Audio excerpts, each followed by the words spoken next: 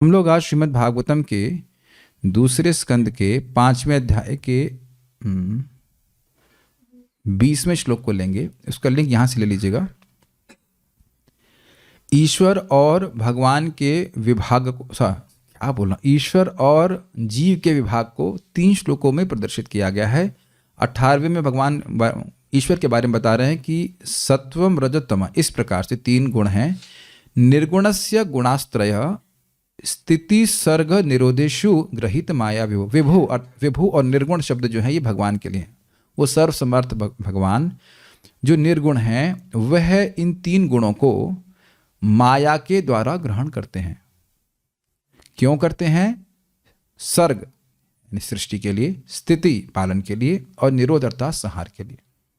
तो इसका अर्थ यहाँ निर्गुण शब्द से ही सूचित हो रहा है कि भगवान में गुणों का प्रवेश नहीं है, स्वतंत्रता पूर्वक इनको ग्रहण करते हैं। ठीक है, तो ये ईश्वर की विलक्षणता होगी कि गुण उनको, यद्यपि वह गुण को संयमित करते हैं लेकिन गुण उनको टच नहीं करते हैं। इस हो गया स्पष्ट। नेक्स्ट, जीवों की क्या स्थिति है? कार्य कारण कर्तृत्वे द्रव्य ज्ञान क्रियाश्रय बदनंति नित्यदा मुक्तम माइनम पुरुषम गुणा। जो जीव नित्यदा मुक्त है, हमेशा ही मुक्त है, हमेशा ही उसका ज्ञान बना ही रहता है, लेकिन माइनम पुरुषम अर्थात वो जीव जो माया का संग स्वेच्छा से करते हैं उनको गुणाह बधनंती, गुण बांधते हैं। तो पूछेगा भाई गुण किस रूप में प्रकट होकर बांध रहे हैं? तो कह रहे हैं कार्य यानी कि अधिभूत, अधिभूत मतलब ये जगत, कारण मतलब अध्यात्म या / इंद्रियां, और कर्तृत्व मतलब देवता, और उसी को बोला गया है द्रव्य। द्रव्य मतलब जगत, ज्ञान मतलब देवता, और क्रिया मतलब इंद्रियां या अध्यात्म। वो सूक्ष्म शरीर के कारण ही व्यक्ति क्रिया कर रहा है।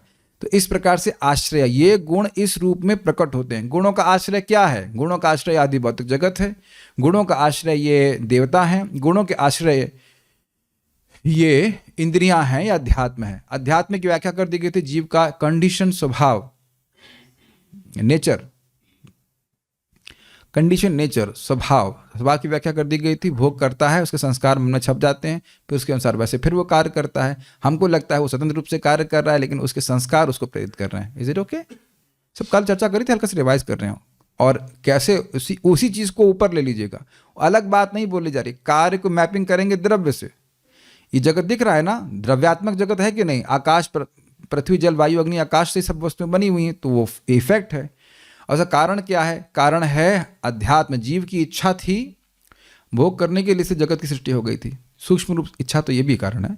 और कर्तृत्व मतलब इसके पीछे जो देवता लोग कार्य करवा रहे हैं, तो कर्तृत्व की मैपिंग होगी ज्ञान के संग, कारण की होगी क्रिया के संग, और कार्य की होगी द्रव्य के संग। ये सब आप लोग सब समझ रहे हैं, मैं मान रहा हूँ कि सब समझ रहे हैं। ठीक है, अब बड़ा सुंदर बोल रहे हैं कि देखो जीव क्योंकि गुणों से बंधा हुआ है, बड़ा बंधा है मतलब आवृत है। जीव और ईश्वर का विभाग दिखाना है ना, तो ईश्वर पूरी तरह से स्वतंत्र है और जीव पूरा बंधा हुआ है। तो इसलिए ये भगवान जो गुणों के परे हैं, ये गुणों से बंधे हुए जीव को दिखाई नहीं पड़ते।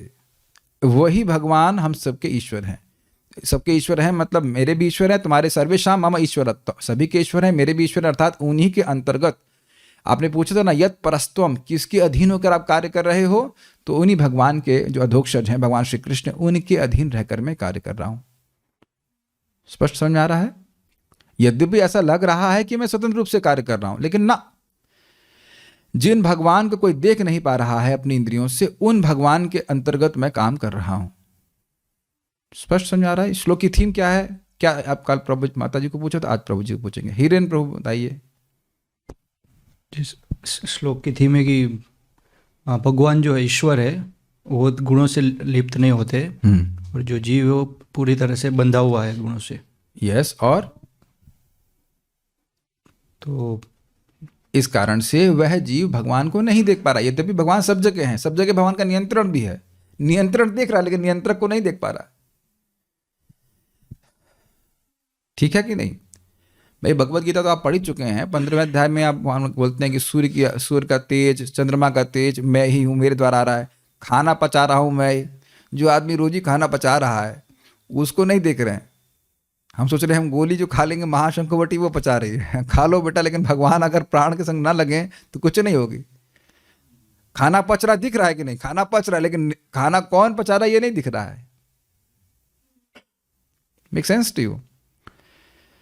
तो मेरे पीछे बोलिए, स एष भगवान लिंग स एष भगवान् लिङ्गे त्रिभिर एतैर अधोक्षजः त्रिभिरेतैरधोक्षजः स्वलक्षित गतिर्ब्रह्मन् स्वलक्षित गतिर्ब्रह्मन् सर्वेषां मम चेश्वरः सर्वेषां मम चेश्वरः स एष भगवान लिंग त्रिभिर एतैर अधोक्षजः स एष भगवान् लिङ्गे त्रिभिरेतैरधोक्षजः स्वलक्षित गतिर्ब्रह्मन् सर्वेषां मम चेश्वरः स्वलक्षित गतिर्ब्रह्मन् सर्वेषां मम चेश्वरः स एष भगवान् लिङ्गैस्त्रिभिर एतैर अधोक्षजः स एष भगवन् लिङ्गे त्रिभिरेतैरधोक्षजः स्वलक्षित गतिर्ब्रह्मन् सर्वेषां मम चेश्वरः स्वलक्षित गतिर्ब्रह्मन् सर्वेषां मम चेश्वरः स एष भगवान् लिङ्गैस्त्रिभिर एतैर अधोक्षजः स एष भगवान् लिङ्गे त्रिभिरेतैरधोक्षजः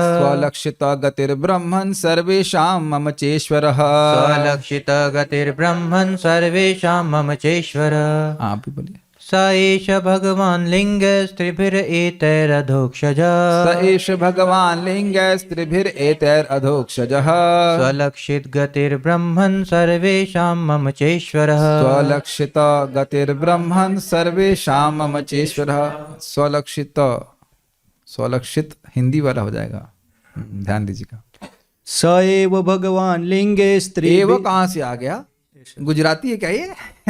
एव कहाँ से आ गया? देख रहे हैं, गुणों का प्रभाव है। बोलिए फिर से। हाँ, स एष भगवान लिंगे स्त्रीभिरेतैरधोक्षजः स एष भगवान् लिङ्गैस्त्रिभिर एतैर अधोक्षजः स्वलक्षित गतिर्ब्रह्मन् स्वलक्षित गतिर्ब्रह्मन् सर्वेषां मम चेश्वरः स्वलक्षित गतिर्ब्रह्मन् सर्वेषां मम चेश्वरः।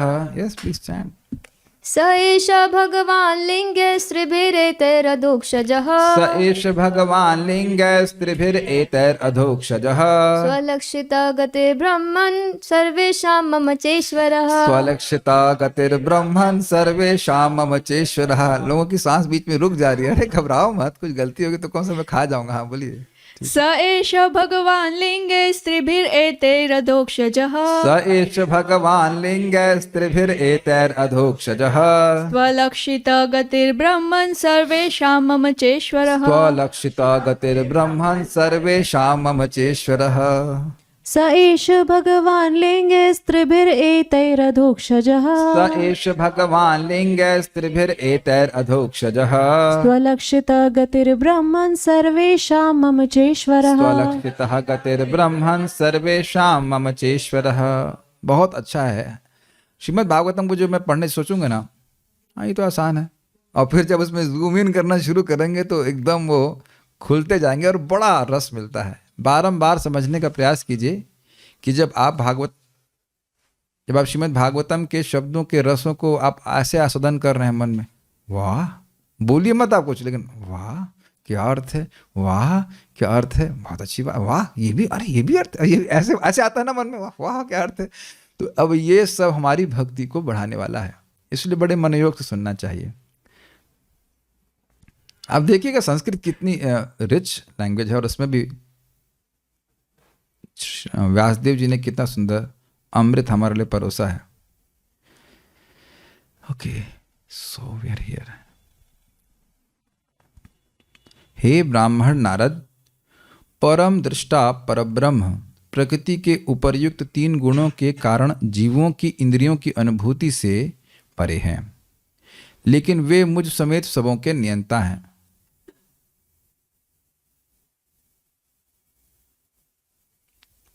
इससे सूचित हो रहा है कि ब्रह्मा जी गुणों से बंधे हुए नहीं हैं। उनको कौन ज्ञान दिया कि भगवान तुम्हारे ईश्वर हैं?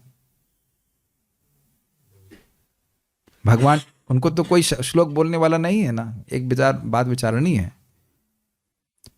तो देखिए, इस श्लोक के 2 अर्थ हैं। जो लोग गुणों से बंधे हैं उनको भगवान नहीं दिखते, क्योंकि वो गुणों से बंधे हुए हैं। लेकिन जो लोग गुणों से बंधे हुए नहीं हैं उन्हें भगवान दिखते हैं। यहाँ ब्रह्मा जी को दिख रहे हैं कि नहीं दिख रहे हैं? भगवान जी ब्रह्मा जी को तो डायरेक्ट दिख रहा है, ब्रह्मा जी को शास्त्र अलग से कोई पढ़ा नहीं रहा है। Does it make sense? साक्षात इसे कहते हैं, इसे दिव्य प्रत्यक्ष कहते हैं। पहले तो ये समझ लेना चाहिए कि ब्रह्मा जी गुणों से नहीं बंधे हुए हैं, वो देवता के रूप में स्वीकार करते, कभी कभी इफेक्ट होते, लेकिन इसका अर्थ ये नहीं कि वह हमारी तरह प्राकृत गुणों में फंसे हुए व्यक्ति हैं। वो संप्रदाय के आचार्य हैं, परमहंस वैष्णव है, महाजन है। ये ध्यान रखना होगा, ये बच्चा ध्यान रखिएगा। वो कभी कभी देवता के रूप में कार्य करते हुए भगवान की इच्छा से मोहित होते, प्रतीत होते, लेकिन वो ऐसा नहीं कि वह अब मम अहम और मम की भावना में फंसे। ये हमेशा ध्यान रखिएगा पूरे टाइम भागवत में। लीला के लिए भगवान कुछ भी करवा लें, लेकिन वो परमहंस वैष्णव है, तो वो डायरेक्ट समझ रहे हैं। इस श्लोक के दोनों अर्थ हैं। जो लोग गुणों के परे हैं वह भगवान को सुलक्षित अच्छे से लक्षित कर लेते ही रहे भगवान, और जो लोग गुणों में बंधे हैं उनको अलक्षित भगवान नहीं दिखते हैं। सुलक्षित का मतलब हुआ, दो तरह से तोड़ेंगे, सु प्लस अलक्षित। तो जो गुणों में बंधे हुए हैं वह भगवान को अच्छे से नहीं देख पाते, और स्व प्लस लक्षित मतलब जो भगवान के अपने हैं, जो भगवान के भक्त हैं, जो गुणों से परे हैं, वह भगवान को देख लेते। भगवान के अलावा कुछ देखते ही नहीं है। वासुदेवम सर्वम इति स महात्मा सुदुर्लभा। भगवान वासुदेव के अलावा कुछ है ही नहीं, उनको दिखाई नहीं पड़ता उसके अलावा कुछ, भगवान के अलावा। जहाँ भी देखते हैं वो इष्ट देव स्फूर्ति। तो ये ब्रह्मा जी इस प्रकार के हैं, और कोई भी परमहंस भक्त भगवान को ही देखते हैं। समझ में आ रहा है बात? प्रहलाद महाराज भगवान को ही देखते हैं, हर जगह भगवान को देखते हैं। लेकिन जो गुणों से बंधा हुआ व्यक्ति है वह हर जगह भगवान है, फिर भी उसे कहीं दिखाई नहीं पड़ते। ये दोनों ही अर्थ श्लोक में आपको लेना होगा। पहले अपन में देखिए, ब्राह्मण, हे ब्राह्मण नारद, समझते इस बात को आप। सह एषः, वह यह, वह भगवान का मतलब हो गया जो तीनों गुणों के नियामक हैं। एष, यह, वह, यह, वही कहने करता है, यह वह कर लीजिए। ये जो अधोक्षज भगवान है, अधोक्षज का अर्थ क्या जानते हैं? यहाँ बोला परम दृष्टा ब्रह्म, और उसका अर्थ क्या है? अध अक्ष ज। अक्ष मतलब आंखें, और ज मतलब उत्पन्न। तो आंखों से उत्पन्न का जो ज्ञान है उनके नीचे रह जाता है। और अक्ष का मतलब समझना होगा, अक्ष मतलब, अच्छा आंखों से नहीं दिखते होंगे, शायद कान और नाक से पकड़ में आ जाते हैं, नहीं। अक्ष का मतलब होता है इंद्रिय। तो एक बात बोल के सारी इंद्रियों ग्रहण करना होगा। वो सारा जो ज्ञान, इंद्रिय जनित ज्ञान है, वो भगवान के नीचे ही रह जाता है। तो ये भगवान है। एक कई अर्थ होते हैं, लेकिन अभी हम इतना ही ले रहे हैं। भगवान वासुदेव, एतैः त्रिभिः, इन तीन गुणों के द्वारा अर्थ होता है। लिंगै मतलब लक्षणों से। अब ये शब्द बड़ा सुंदर है भाई, इसको पिछले श्लोक से समझना होगा। इसीलिए बोल रहा हूं कि कल की क्लास का लिंक आज से है। ये बताएं, आप पिछले श्लोक को दिखाइए। इसमें यहां पे लिखा हुआ है कि ये जो गुण हैं ये जीव को बांधते हैं। और पूछूं मैं कि भाई ये गुण कहां है, किस रूप में दिखते हैं, तब क्या बोलेंगे? द्रव्य, ज्ञान, क्रिया, कार्य, कारण, कर्तृत्व। तो इनके द्वारा भगवान नहीं जाने जाते। अब समझ में आया? लिंग मतलब होता है चिन्ह। तो कोई चीज, मान लीजिए मैं कहूं कैमरा कहां रखा है, तो आप लोग कहां उंगली दिखाएंगे? ये आग दिखा रहे हैं, ऐसे ही रही सामने तुम्हारे, ऐसे ही रहा। तो कुछ कैमरा को चिन्हित करने के लिए, ये देख रहे हैं, ये चिन्ह हुआ ना, कैमरा का आकार है, कुछ है। तो आप कहें कि भाई ये जगत प्रकृति के गुणों से बना है कि नहीं, तो कैसे मालूम चलेगा? ये द्रव्य तामसिक अहंकार से बने हैं, अध्यात्म जो है वो इंद्रिय आदि जो है राजसिक अहंकार से बनी हुई, और मन और देवता जो है सात्विक अहंकार से बने हैं। तो ये सात्विक अहंकार नहीं दिख रहा है आपको, दिख रहा है सात्विक अहंकार। आपको इससे बने हुए प्रोडक्ट दिख रहे हैं। तो प्रोडक्ट किस रूप में है? द्रव्य, ज्ञान और क्रिया। तो इन लिंगों के द्वारा, इन गुणों के लिंग समझ पा रहे हैं, गुणों के चिन्हों के द्वारा, जिस प्रकार से आप जगत में गुणों को देख रहे हैं, वह उनके द्वारा भगवान जाने नहीं जाते। अरे भाई, द्रव्यों का उपयोग नहीं कर रहे हैं लोग, खा रहे हैं, पी रहे, मौज कर रहे हैं, तो क्या भगवान समझ में आ जा रहे हैं? और अब जीवों का संस्कार तो चल ही रहा है भोगों का, उससे कहां भगवान समझ में आ रहे हैं? और जो देवता की उपासना कर रहे हैं वो तो बिल्कुल को एकदम ठीक ठीक समझ ही रहे हैं, कि नहीं? क्या इनके द्वारा भगवान समझ में आ रहे हैं? ना। भक्त्या माम अभिजानाति, भक्ति एक अलग वस्तु है, वह भगवान की अंतरंगा शक्ति है। जब भक्ति करते हैं तब भगवान समझ में आ रहे। अरे भाई समझ में आना होता तो आप तो समझ नहीं आ गया होता। समझ रहे हैं आप? अनादिकाल से हम अभ्यास कर रहे हैं, इन्हीं चीजों में फंसे हैं ना, द्रव्य में, ज्ञान में, क्रिया में, कार्य में, कारण में, कर्तृत्व में। हे भगवान, हे अल्लाह परमात्मा, आप सबके हृदय में, इन हमारे श्रोताओं के हृदय में क्यों नहीं इनके हृदय को और जागृत कर रहे हैं? समझ नहीं आ रहा है आप लोग को ये बात? अनादिकाल से हम लोग खेल नहीं रहे इन तीन चीजों से, द्रव्य से और इंद्रियों से और इस देवताओं के अंडर में क्रियाओं से। ये पहले आप मानते हैं तो इसे समझ में आ गया? भगवान नहीं आए। और ये प्रकृति के गुण है, यानी कि प्रकृति के गुणों के द्वारा जो कुछ भी खेल हो रहा है उससे भगवान समझ में नहीं आते, उल्टा बल्कि छुप जाते हैं। भगवान छुप जाते का मतलब है कि मतलब हम लोग कवर अप हो जाते हैं, क्योंकि हम लोग इसी में फंसे हुए हैं, द्रव्य में, ज्ञान में और क्रिया में। यहां तो सबको समझ में आ रहा है, जूम के भक्तों को, रूम के भक्तों को। अल्लाह ताला इनको क्या करें, बुद्धि क्या बोलते हैं उसको, मुझे पता नहीं समझ में आ रहा होगा ये चीज। ये लिंगय शब्द का मतलब होता है लिंगों के द्वारा, तृतीय विभक्ति है। एतः त्रिभिर लिंगई। अरे एक व्यक्ति को समझ में आ रहा हो तो ठीक है, बाकी लोगों को भी समझ में आना चाहिए। कोई ऐसे गर्दन तो हिलाओ भाई, हाँ आ रहा है, कुछ ऐसे आ रहा है, ठीक है आगे बढ़े। ये ही नहीं समझ में आएगा तो ये कैसे आगे बढ़ेंगे बताइए?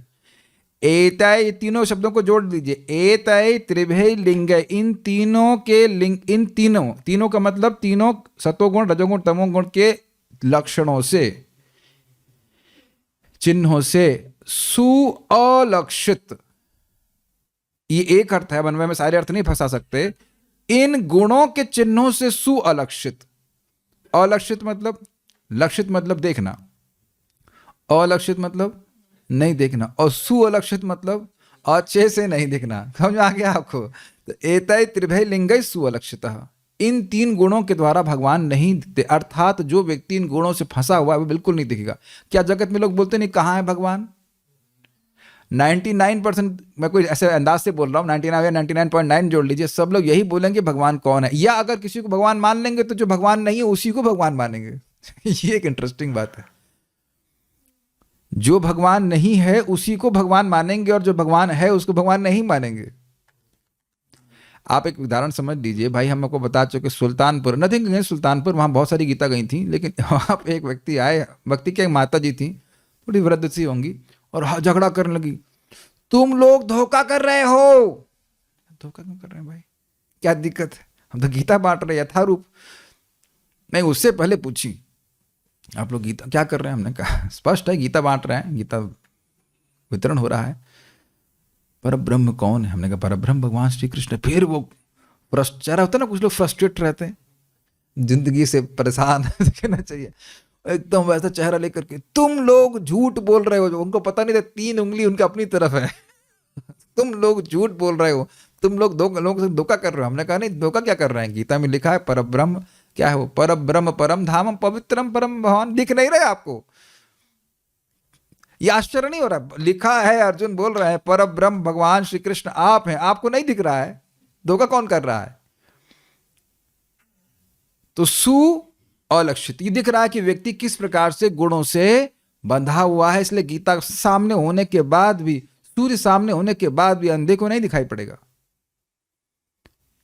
ये समझ पा रहे हैं? सुअलक्षित इस जगत में ये समझ रहे हैं, जो लोग गुणों में लिपटे हुए हैं उन्हें कोई मतलब ही नहीं, खा रहे हैं, पी रहे हैं, देख रहे हैं, उनको मतलब ही नहीं कि दिया किसने है, किस लिए दिए आंखें, किस लिए दिया है जीभ इत्यादि।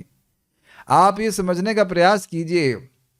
जो लोग, मैं वो हंसी बनाऊंगा, एक व्यक्ति हैं वो रेकी में बड़े एक्सपर्ट है, ग्रैंड मास्टर है। तो हम लोग से सीख रहे थे, और बोले प्रभु जी इतने प्रश्न आज तक कोई नहीं किया हमने बहुत लोगों को सिखाया, लेकिन इतने प्रश्न कोई नहीं करता, इतना रिसर्च। हमने कहा you are dealing with different kind of people who don't accept anything without proper questions. तो हमने कहा जरा मालूम करिए कि ये कौन सी शक्ति है। आप लोग बोलते हैं दिव्य शक्ति है, दिव्य शक्ति है, तो ठीक है तो मैंने उनको ऑप्शन दिए, हलादनी शक्ति, संबित शक्ति, संधिनी शक्ति, और फिर दे दिया mode of goodness, mode of passion, mode of ignorance. तो पूछिए प्रभु जी 3 शक्तियां कौन सी हैं? लादनी शक्ति, संधिनी शक्ति, संबित शक्ति। नाम ही नहीं सुने वो, और उनकी गलती नहीं है, वो इन्हीं बस यही होगा, थोड़ा बहुत स्वस्थ हो जाएगा, सब कुछ जाएगा, ऐसा नहीं। वो मोड ऑफ गुडनेस की एनर्जी है, लेकिन एनर्जी निकली, लेकिन अब सुने ही नहीं है, मतलब संपर्क ही नहीं हुआ ना। भक्ति के शास्त्रों को सुने बिना कैसे समझेंगे बताइए? क्या है लादनी शक्ति, संवित शक्ति, और क्या है बताइए वैकुंठ गोलोक, क्या बताएंगे? Make sense to you? यानी कितना भी व्यक्ति सत्वगुण में भी फंसा रहा है, वह भगवान को नहीं समझ, केवल सत्वगुण का अनुशीलन करने से भगवान नहीं समझ में आते, भगवान भक्ति करने से समझ में आते हैं। भक्तों के संग में आकर शास्त्र सुने, जप करे तो समझ में आता है। तो ये मैं खाली मैं सब क्यों व्याख्या कर रहा हूं, आप लोग समझ पा रहे हैं? सु प्लस अलक्ष्यता ऐसे तोड़ेंगे तो हो जाएगा स्वलक्षिता। जल्दी से बोलिए इसको, स्वलक्षिता, स्वलक्षिता, स्वलक्षिता, स्वलक्षिता, स्वलक्षिता हो जाएगा। स्वलक्षिता क्या लिखा है संस्कृत में, जरा देखिए, स्वलक्षिता। अब अद्भुत बात यह है, देखिए, अगर आप स्व और लक्षित तोड़ेंगे तो आपको क्या लगेगा? स्व प्लस लक्षित, है ना? ऐसे मान लीजिए स्वलक्षिता, स्वलक्षिता, स्वलक्षिता, सुलक्षिता, सुलक्षिता, सुलक्षिता, आ गया क्या ना? तो अब श्रीधर स्वामी इसको दो तरह से तोड़ रहे हैं, सु प्लस अलक्षित, और एक दूसरा अर्थ है स्वलक्षिता, उसको भी सिखाएंगे। लेकिन अभी सुलक्षित वाला समझ में आ रहा है, सु अलक्षित, अ को मिस करेंगे तो गड़बड़ हो जाएगा, पूरा अर्थ चेंज हो जाएगा। इन तीन गुणों के द्वारा और उनके उत्पादनों के द्वारा सु अलक्षित। भगवत गीता में बहुत सुंदर श्लोक है, जरा ढूंढिएगा, दैवी ऐश गुणमयी से पहले वाला, त्रिभिर एभिर गुणैर करके श्लोक है, वहां पे सेम भगवान बात बोलते हैं कि तीनों गुणों से जगत आवृत है, और इस कारण से मोहितम ना भी जानाति लोको माम अजम अव्ययम, वह मुझको नहीं समझ पाते। देखिएगा 7वें अध्याय का है। तो बहुत अच्छी प्रकार से अदृश्य गति है। गति मतलब भगवान की स्थिति, भगवान का भाव, भगवान की क्या हालचाल है, भगवान कैसे कार्य करते हैं, वो समझ में नहीं आता है। यहाँ पे भी देखिए ना, जो लोग गुणों से प्रभावित होते हैं, भगवान आकर लीला भी करते हैं, तब भी वह समझ नहीं पाते, वो सोचते हैं कि समान एक व्यक्ति है। दीजिए जरा, ये भगवत गीता का श्लोक है, मैं इसको यहाँ पे कोट नहीं कर पा रहा था, लेकिन बहुत सुंदर श्लोक है। भगवत गीता 7.13, त्रिभिर्गुणमयैर भावैर एभिः सर्वमिदं जगत मोहितम नाभिजानाति मामेभ्यः परमव्ययम्। सेम, जो लोग, इस पूरा जगत जो है तीनों गुणों से प्रभावित है, मोहित है, इस कारण से वह मुझको नहीं जानते हैं, जो इस गुणों के परे है और अव्यय है। स्पष्ट समझ में आ गया? जो बात गीता में बोली जा रही है वही बात भगवान ब्रह्मा जी बोल रहे हैं। भगवत गीता को देख लीजिएगा, 7वां अध्याय 13वां श्लोक। ये अच्छा था कोट करने के लिए, लेकिन मैं भूल गया कोट करने के लिए, अभी याद आ रहा है। अभी तक समझ रहे हैं आप लोग हमारे साथ में हैं कि गुणों से जो मोहित व्यक्ति है वह भगवान के बारे में नहीं जान सकता। अब कितनी कठिनाई की बात यह है कि प्राय जितने जगत में गुरु घूम रहे हैं, जो तथाकथित गुरु हैं, वह गुणों से मोहित हैं। क्या प्रमाण है? उनसे पूछो भगवान कौन है, तो बस अगर उत्तर कृष्ण के अलावा कुछ और आता है तो अब उनको गुरु स्वीकार करने की जरूरत नहीं है। एक भक्त तुमको बोल रहे थे कि हमारी तो इस संप्रदाय में दीक्षा हो गई, हो गई, तो पूछो कि वो बताए क्या कि भगवान कृष्ण हैं, मैं उनका नित्य दास हूं। वो उनको पता ही नहीं हो सकता है, उनको पता ही नहीं हो सकता है। अगर पता होगा तो सबसे पहली बात यही बताई जाती है,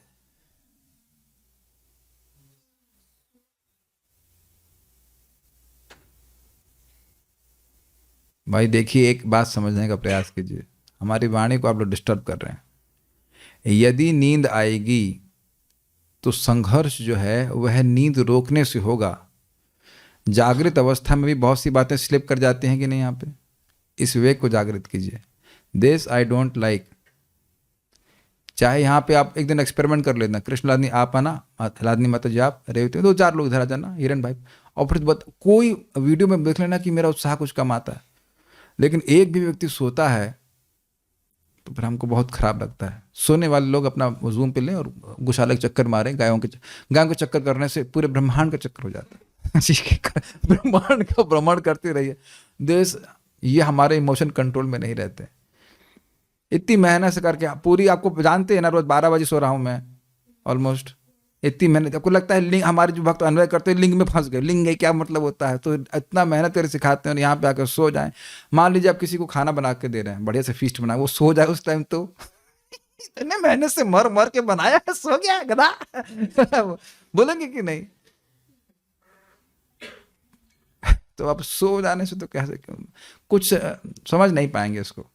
तो 1 घंटा सो लीजिए, 2 घंटा सो लीजिए, 6 घंटा सो लीजिए, यहाँ नहीं सोइए, ठीक है? ये सोने का स्थान नहीं है, ठीक है? अब क्या बोला जाए। तो ऐसे फिर भगवान, फिर ये श्लोक आपको सुअलक्षित रहेगा, एकदम अदृश्य रहेगा, समझ में नहीं आएगा श्लोक क्या है, ठीक है?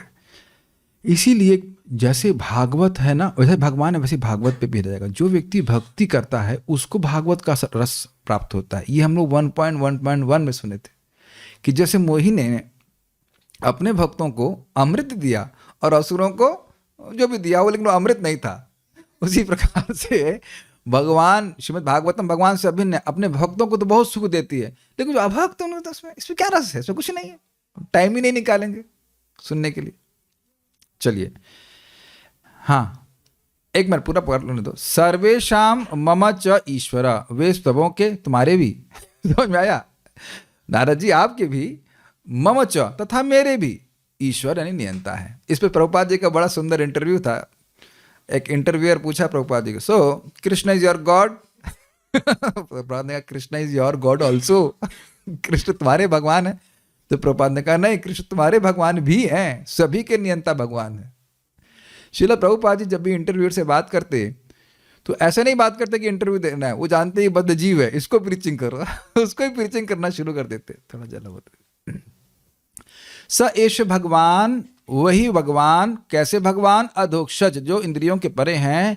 तो त्रिभिर एतर त्रिभिर लिंगय, इन 3 गुणों के चिन्हों से अर्थात वस्तुओं से, उनके उत्पादन से सुअलक्षित गति वाले हैं। सुअलक्षित, अच्छे से अदृश्य गति वाले हैं, मतलब इन गुणों के द्वारा वो समझ में नहीं आते, उससे परे हैं। भाई देखिए, बादल अगर छुपा रहेगा तो सूर्य को कभी देखा नहीं है, तो कैसे समझ पाएगा बताइए? बादल छटेगा तब तो समझ में आएगा ना। ये बात बहुत महत्वपूर्ण है।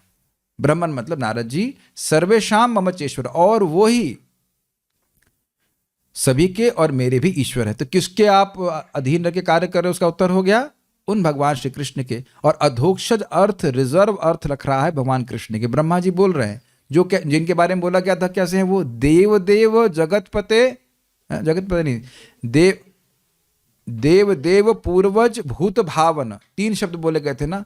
सभी देवताओं के देवता हैं, तो देवता लोग उनके पास जाते हैं, तो सारे देवता अधोक्षज से हट गए कि नहीं? ब्रह्मा जी के लिए देव देव बोला गया था ना, पहले श्लोक में बोला था। नारद जी बोले थे कि देव देव नमस्तेस्तु भूत भावन पूर्वजा, सभी जीवों के पालन करने वाले हैं, उनके शरीर देने वाले हैं, और पूर्वजा, आप में सबके पूर्व हो रहो। तो इसकी बात इतने समझ में आ रही है कि नारद यानी कि ब्रह्मा जी के बाद सब पैदा हुए। तो ब्रह्मा जी की इंद्रियों से सभी गोचर हैं कि नहीं? ब्रह्मा जी की इंद्री किसी भी देवता को पकड़ने में समर्थ है या नहीं, ये बताइए। ये समझ में आ गया? तो कोई देवता तो अधोक्षज नहीं रहा। ब्रह्मा जी की क्या कहते हैं इधर, नेत्र भ्रुकुटी से ही शिवजी प्रकट हुए, तो शिवजी भी अधोक्षज नहीं हुए। Yes no, no yes, yes no, ठीक। और ब्रह्मा जी जब प्रकट हुए, उनको नहीं समझ में आया कि मैं किससे प्रकट हुआ हूं। वो तो जब भगवान ने अपने आप को प्रकट किया तब वो समझ पा रहे हैं। Is it okay? अधोक्षज शब्द भगवान विष्णु, भगवान कृष्ण के लिए ही है, रिजर्व अर्थ है। ऐसा नहीं किसी को भी अधोक्षज बोल देंगे, ठीक है। हाँ, एक बात यहाँ पे हरिनाम के संबंध में, देखो नाम और भगवान में कोई भेद नहीं है। भगवान के नाम की महिमा जो गुणों में फंसा हुआ व्यक्ति है वो कभी नहीं समझ सकता। भगवान के नाम की कृपा से जैसे जैसे गुणों का प्रभाव समाप्त होता चला जाएगा और हम गुणों से गुणातीत होते चले जाएंगे, तब भगवान के नाम की महिमा समझ आती कि ये तो भगवान है। कैच किया आपको ये बात? और ये कारण समझ रहे हैं? हृदय में जो अनर्थ है वो बादल के समान है, तो वो बादल नाम के प्रकाश को पूरी तरह हमारे हृदय में परसीव नहीं करने दे रहा है, अनुभव नहीं होने दे रहा है। लेकिन इसका अर्थ ये नहीं कि हम नाम के संपर्क में नहीं है। इसे कहते हैं छाया नामाभास। तो अब भगवान का नाम जब, और बादल हटेंगे कैसे? सूर्य के ही द्वारा हटेंगे। तो नाम उच्चारण करते रहेंगे, हरे कृष्णा कृष्ण कृष्ण हरे हरे, हरे राम राम राम हरे हरे। तो वह नाम अपने महिमा को हमारे हृदय में प्रकाशित करेगा। Make sense to you? इसीलिए शास्त्र सुनना बहुत जरूरी है।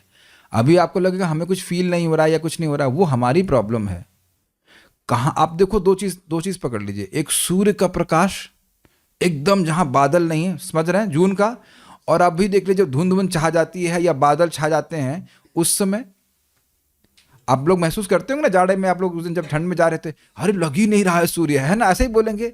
लेकिन वो सूर्य ही धुंध, अच्छा धुंध की सृष्टि भी सूर्य ही किया है, ये भी आप मानते हैं, और अपने प्रभाव से नष्ट हो जाता, अरे वाह। और जून की गर्मी देख लीजिए, अरे बाप रे बहुत तेज है कि नहीं। तो जून के लिए वेट कीजिए, जून आएगा। Make sense to you? कहाँ है सूर्य, कहाँ है सूर्य मत कीजिए। भगवान के नाम के प्रभाव से नाम उच्चारण करते रहेंगे, वो जैसे जैसे हृदय शुद्ध होता जाएगा वैसे वैसे समझ में आएगा अपने आप। देयर इज कोई और तरीका नहीं। पर कैसे समझें कि भगवान का नाम भगवान से भिन्न है। हरे कृष्णा कृष्ण कृष्ण हरे हरे, हरे राम राम राम हरे। ये सब करते रहें, शास्त्र सुनते रहें, प्रसाद खाते रहें, भगवान स्वयं प्रकाशित करेंगे। बहुत अच्छी बात है।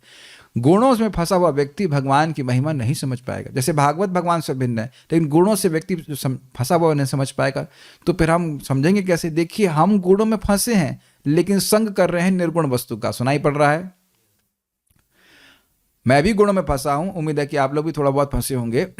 तो हम लोग गुणों में फंसे हुए हैं, ये हम स्वीकार कर रहे हैं, लेकिन स्वीकार कर रहे हैं निर्गुण वस्तु का। धाम में बैठे हुए हैं या अन्य लोग भी भगवान की सेवा कर रहे हैं, विग्रह की सेवा कर रहे हैं, भागवत सुन रहे हैं, प्रसाद खा रहे हैं, जप कर रहे हैं, ये सब निर्गुण वस्तु हैं। और इनका सेवन करते करते करते व्यक्ति निर्गुण अवस्था को प्राप्त हो जाएगा और तब उसको अनुभूति हो जाएगी। ये बात समझ में आनी चाहिए, ठीक है? श्रीधरी, क्योंकि भगवान गुणों के नियामक हैं और जीव गुणों के अधीन है, इसी कारण वे ही भगवान इन तीनों गुण रूपी उपाधियों से जीवों को अपने अधीन कर देते हैं। स्पष्ट है? जितनी भी उपाधियां जगत में है, ब्राह्मण प्राइमरली सत्वगुण, मुख्यतः क्षत्रिय मुख्यतः रजोगुण, गौण रूप से सत्वगुण। क्या बोल गया मैं? मुख्यतः रजोगुण और गौण रूप से रजोगुण। वैश्य मुख्यतया रजोगुण और गौण रूप से तमोगुण। गौण मतलब हल्का, कम मात्रा में तमोगुण है और अधिक मात्रा में रजोगुण है। और शूद्र मतलब मुख्य रूप से तमोगुण और गौण रूप से रजोगुण। और सत्वगुण भी थोड़ा बहुत रहता है, ऐसी बात नहीं, लेकिन ये वेरिएशंस हैं। तो इन गुणों के द्वारा ये उपाधियों की सृष्टि हो रही है कि नहीं? और जो पशु हैं वह भी मान रहे हैं कि मैं ये शरीर हूँ, देह हूँ, तो उसमें तमोगुण के आधिक्य होता है। Is it all okay? तो उन गुणों के द्वारा ही सब उपाधियां बनी, उस प्रकार से बांधे हुए मान रहे हैं कि उपाधि ही बंधन है। मैं स्त्री हूँ, मैं ये पुरुष हूँ, मैं बच्चा हूँ इत्यादि भावना, मैं देह हूँ, यही उपाधि इस प्रकार से बंधे हुए हैं लोग और उस प्रकार से कार्य कर रहे हैं। Is it okay? बहुत व्याख्या की जा सकती है, लेकिन मैं समझता हूँ शायद लोग समझ गए होंगे कि उपाधि के कारण ही बंधन है, लग रहा है। मैं ये हूं और वो ये हूं उपाधि है। जो उपाधि जो एकदम जीव के एकदम पास चिपकी हुई है अंदर। देखिए, देह होने से हम उपाधि से ग्रसित हैं ऐसा नहीं है। जो व्यक्ति मुक्त है वो अपनी देह से पहचान नहीं करता है। वास्तुतः देखा जाए तो उपाधि मन में फंसी हुई है, जो सिमला अध्यात्म कह रहे थे। उसी का वही ना, बंधन तो वहीं पे लगा हुआ है। तो इस प्रकार से अधीन की हुई, सब लोग समझ रहे ना, बंधन लगा हुआ है। ये हमारा लड़का है। क्या आपका लड़का है? उसमें कौन सी चीज आपकी लड़का है? फॉर एग्जाम्पल पृथ्वी, जल, बॉडी तो 70% पानी है ना। गलत तो नहीं कह रहे ना? पृथ्वी, जल, वायु, अग्नि, आकाश, इनमें से कौन सा तत्व आपका लड़का है?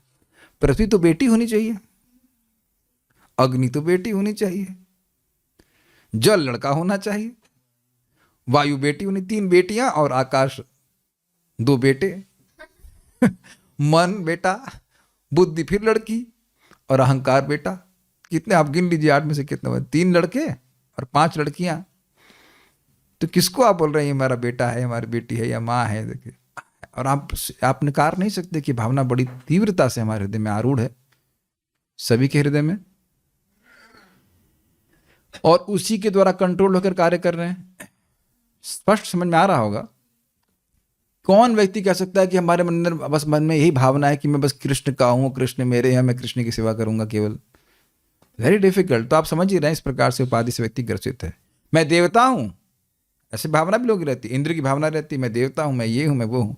ऐसी बातों से ग्रसित होकर के व्यक्ति कार्य कर रहा है, और ये सारे कर हो रहे हैं माया के गुणों के द्वारा, और इसके अधीश्वर भगवान श्री कृष्ण है। इसलिए स्वलक्षित इज इक्वल्स टू सु प्लस अलक्षित। सुष्टु लक्षिता गतिस तत्वम यस्य सह। सुष्टु में आगे भी दिखना चाहिए, सुष्टु अलक्षिता से सुनिएगा। सुष्टु, सुष्टु मतलब अच्छी प्रकार से, अलक्षिता गति, गति का मतलब है तत्व, क्या सत्य है कृष्ण का। यस्य सह, जिनका गति अर्थात तत्व अर्थात सत्य वास्तविकता सुष्ठु रूप से अलक्षित है, ये अर्थ है। मैं टीका से सीधे रखा हूं ताकि आप समझ पाए इस बात को। हे भगवान समझ लो, भगवान तो समझ रहे हैं, मेरे आत्माओं समझ रहे हो। अर्थात उन भगवान की गति अर्थात तत्व को ऐसा उपाधि से ग्रस्त जीव अच्छी तरह से नहीं जान सकता है, मतलब समझ ही नहीं सकता। समझ में नहीं आ रहा है ना, यही डेफिनेशन है बद्ध जीव की। भाई जो व्यक्ति समझ गया कि भगवान ही श्री कृष्ण ही जगत के कारण है, तो भगवान कृष्ण की सेवा करेगा ना। महात्मानस्तु माम पार्थ दैवीं प्रकृतिमाश्रितः, दैवीं प्रकृतिमाश्रितः, नॉट भौतिक प्रकृतिमाश्रितः, दैवीं प्रकृतिमाश्रितः भजन्ते अनन्य मनसो ज्ञात्वा भूतादिम अव्ययम। महात्मा लोग, महात्मानस्तु माम पार्थ, हे पार्थ किंतु महात्मा लोग तो दैवी प्रकृति में आश्रय, श्रीमती राधा रानी के हिलादनी शक्ति के आश्रय में रहते हैं, भक्ति के आश्रय में रहते हैं। तो दैवी प्रकृति में आश्रिता क्या प्रमाण है कि रहते, तो कहते हैं भजन्ति अनन्य मनसो, अन्य अन्य मनसो, ना अन्य अनन्य, उनका मन अब कहीं और नहीं लगाते, वह कृष्ण के ही भजन में लगाते हैं। क्यों ऐसा? ज्ञात्वा भूत आदि अव्ययम, वह समझते हैं कि भूत आदि, भूत मतलब जितना भी जगत है, द्रव्य आदि जो कुछ भी, उसके कारण कौन है? भगवान श्री कृष्ण है। और कैसे कारण है? अव्यय कारण है, कभी नष्ट ना होने वाले कारण है। वो समझते हैं कि कृष्ण शाश्वत स्वामी है हमारे। Make sense to you? ये आप लोगों को समझ में आ रहा है कि नहीं? तो ये समझ में आने का कारण है कि कारण उसका क्या प्रभाव होगा? आप अनन्य मन से भगवान का भजन करोगे। तो समझ में आने का मतलब है कि दैवी प्रकृति का आश्रय प्राप्त है। सबको नहीं समझ में आ रहा है ये बात जगत में। ये आप लोग समझ रहे हैं, इस बात को देख रहे हैं, सबको नहीं समझ में आ रहा है कृष्ण भगवान है। हम सोटी लेके बैठे क्या कर सकते तब कहेंगे हाँ अब समझ में आ रहा, ठीक है कि नहीं? तो जो व्यक्ति इस जगत में उपाधि से करे तो उसे कोई मतलब ही नहीं है, क्या है, कौन कहां से आए, कुछ नहीं। ये जो गुणों से प्रभावित होगा उसकी श्रद्धा बनेगी ही नहीं कि कृष्ण भगवान है। वो गीता को बोल के तो सब अपने मन से लिख दिया है, ये है, इंसान ने लिखा है। एक व्यक्ति हमको बोले तो भरतपुर में, तो इंसान ने लिखा है, क्यों पढ़ते? तो हमने कहा अखबार नहीं पढ़ते, वो भी तो इंसान ने लिखा है। अगर ये भी मान लीजिए कि किसी ने इंसान ने लिखा, तो इंसानों की लिखी किताब नहीं पढ़ते, देवताओं की लिखी किताब पढ़ते हैं आप। फिर बोला कोई भी लिख सकता, हमने कहा आप ही लिख दीजिए। कैसी बात करते हो? मैं कहा आप ऐसी बात करते हो? आप कह रहे कोई भी लिख सकता है, तो आप ही लिख दीजिए गीता, आपने लिख दीजिए गीता, देखते कौन पढ़ता है। बहुत रेयर है, बहुत रेयर है। इसीलिए क्योंकि भगवान दिख नहीं रहे हैं तो आपको लोग पागल कह रहे हैं। किसकी पूजा कर रहा है ये? क्या टाइम बर्बाद कर रहा है भावुकता में? Make sense? अथवा अब देखिए दूसरा अर्थ लेना, अथवा स्वलक्षिता इज इक्वल्स टू स्व प्लस लक्षित। तो स्व मतलब क्या होता है? अपने। तो अपनों के द्वारा भगवान लक्षित है। तो स्व अर्थात भगवान के भक्त जन ही उनकी गति को जान पाते हैं। ये दोनों ही अर्थ स्वलक्षित गति के पद के हैं। ये अर्थ समझ में आ गया? क्या प्रमाण है? भगवत गीता में भक्त्या माम अभिजानाति यावन यश्चास्मि तत्वतः। यहां गति का अर्थ क्या लिया गया है? तत्व। तो वहां पे भगवान गीता में कहते हैं कि भक्ति के द्वारा मुझको जान पाता है। कितना जान पाता है? यावन यश्चास्मि, जैसा मैं हूं, यावन जितना हूं, जैसा हूं, यावन यश्चास्मि तत्वतः, जैसा मैं तत्व में हूं वैसे मुझे समझ लेते हैं। वैसे भी देखिए भगवान असीमित है, पूरा समझना संभव नहीं है, लेकिन जितना आवश्यक है भगवान के उसे प्रेम करने के लिए वो समझ में आ जाता है। अरे भाई देखिए प्रमाण आप लोग स्वयं देखे होंगे, जाप करते हो, अच्छा लगता है। अब वो अच्छा लगना भौतिक प्रगति के किसी भी द्रव्य गुण क्रिया का आश्रय नहीं है। आश्रय अर्थात प्रकटीकरण नहीं है। आप मिलाइए, जो लोग भी भजन कर रहे हैं, जप कर रहे हैं, मिला लीजिए कि भाई जप करते समय जो अच्छा लगना था, अच्छा लगने का हल्का सा भी जो अनुभूति हुई है, वो आहार, निद्रा, भय, मैथुन, उनके कौन से दुखों या जो भी सुखों को कह लीजिए, उसके अनुभव कह लीजिए, अनुभव के बराबर है। और अगर ऐसा नहीं होता तो व्यक्ति इन सब चीज़ों को छोड़ के भजन कर ही क्यों रहा होता। नींद छोड़ के भजन कर रहे हैं ना, तो पता है ना कि सुबह नींद का जो सुख है उससे श्रेष्ठ सुख जप का है। अभी तो मेरे को मिला नहीं, लेकिन खुशबू आ जाती है कभी कभी, बॉटल वन हल्की सी खोल देते हैं, देखो फिर खुशबू देखो, फिर खींच लेते हैं, फिर बंद कर लेते हैं। भगवान वो अलग बात है, लेकिन आप जानते हैं कि उसका एक विशेष सुख है। श्रीमद् भागवतम का सुख है, ये कोई गुणों के द्वारा प्रकाशित शब्द नहीं है। इसीलिए प्रभुपाद जी कह रहे हैं कि तदवाग विसर्ग वाले श्लोक में भागवतम में नारद जी के द्वारा जो उक्त है कि ये जो सृष्टि है, शब्द है, ये भौतिक शब्द नहीं है। इसीलिए तो आप देखिए हर बार हम श्रीमद् भागवतम श्रवण करते हैं तो एक ऊर्जा का अनुभव करते हैं, है कि नहीं। भगवत गीता पढ़ते कभी बोर होते ही नहीं, कभी बोर नहीं होते। वो अलग शब्द है, जबकि लिखा हुआ है हा का मा चा जो भी लिखा हुआ है, लेकिन वो भौतिक शब्द नहीं है जो भगवान का यश है। उसमें भगवान विद्यमान रहते हैं। याद आ रहा है आप लोगों को सोलंक शिष्ट भगवान वचांसी में, ये ऊर्जान्वित ये प्राणमय शब्द हैं जो जीव को ऊर्जान्वित करते। सब लोग अनुभव कर रहे होंगे। तो स्वलक्षित का अर्थ समझ गए आप लोग। स्व मतलब भगवान के भक्त, और लक्षित मतलब जो लक्षित होते हैं, दिख जाते हैं। तो भगवान सब जगह दिख जाते हैं। इस संबंध में बड़ा सुंदर एक कहानी सुनाओ को। पास्ट टाइम चैतन्य महाप्रभु को अपना गुणगान पसंद नहीं था कि उनको कृष्ण कोई कहे इत्यादि इत्यादि। तो एक दिन अद्वैत आचार्य जी सारे भक्तों को ले करके महाप्रभु का कीर्तन करने लगे, जय सच्चिदानंद गौर हरि, यही कृष्ण। तो अब क्या नाम है, श्रीवास ठाकुर जी वो क्या करते देखिए, ऐसे हाथ लिए और इजमाली में सामने उसको सूर्य को छुपाने का प्रयास करना से। तो महाप्रभु कहे क्या कर रहे हो? कह रहे मैं अपने हाथों से सूर्य को छुपाने का प्रयास कर रहा हूं। समझ आ गया? कह रहे हैं तो उन्होंने कहा कि देखिए आपने कहा मत बताओ कि मैं कृष्ण हूं। ये तो वैसे ही हो गया जैसे कोई सूर्य से अपने हाथों को छुपाए। अब आप रोक लीजिए अद्वैताचार्य जी को। अब अद्वैताचार्य जी कुछ भी करें, महाप्रभु तो कुछ उनको रोक नहीं सकते हैं। बड़ा सुंदर वहां बताया गया कि देखिए, बड़ा सुंदर, भगवान अपनी महिमा को अभक्तों के सामने चाहे कितना भी प्रकाशित कर ले, उनको समझ में नहीं आएंगे। और अपने भक्तों से भगवान चाहे कितना भी छुपाने का प्रयास करें, वह पकड़ लेंगे। जैसे कस्तूरी मृग अपनी जो नाभि में खुशबू रहती है, तो जिसकी नाक है वो तो पकड़ ही लेगा ना उसको, और जिसकी नाक नहीं हो तो चाहे कितने वो मृगों के पीछे बैठा रहे, उसे कुछ नहीं सूंघेगा। जैसे जिसको कोविड हुआ होगा तक महसूस होगा कि नाक का सेंस ऑफ टेस्ट जो है वो समाप्त हो जाता है। सब लोग पराठा, घी, पकौड़ा सब सूंघ के खा रहे हैं, और अभी भी जानते हैं कि सूंघे बिना स्वाद नहीं आता। ये पता है आपको बात? तो भगवान की महक भी नहीं आती। और इस बात को हम लोग पढ़ चुके हैं। सवेद धातु पदवीं परस्य दुरंत वीर्यस्य रथांग पाणे यो माया संततयानुवृत्या भजेत तत्पाद सरोज गंधम। तो वही व्यक्ति भगवान को जानता। सवेद धातु, धातु अर्थात विधाता, उन विधाता को जगत की सृष्टा है। सवेद धातु पदवीं, सेम, यहाँ गति वहां पे पदवी, उनकी पदवी, उनकी स्थिति, उनके तत्व को, पदवीं परस्य, पर जो प्रकृति के पर हैं, उनकी पदवी को, उनके तत्व को वही समझ सकता है। कौन? यह अमाया, जो निष्कपट भाव से, संततया निरंतर, और अनुवृत्तिया भगवान को प्रसन्न करने की भावना से भगवान का भजन करता है। तो भजेता, भजन करता है, तो तदपाद सरोज गंधम, भगवान के चरण कमलों से आने वाली गंध को वह ग्रहण करता है। अर्थात विषयों से विनिवृत्त होकर के भगवान की भक्ति के सुख का अनुभव करके विषयों से विनिवृत्त हो जाता है। तो अब मेरे ख्याल से बैलेंस हो पा रहा है। वही बात, कौन व्यक्ति भगवान को समझ पाएगा? जो भगवान के इस प्रकार से भजन करता है। नहीं तो गुणों में फंसा हुआ व्यक्ति भगवान को नहीं समझ सकता है।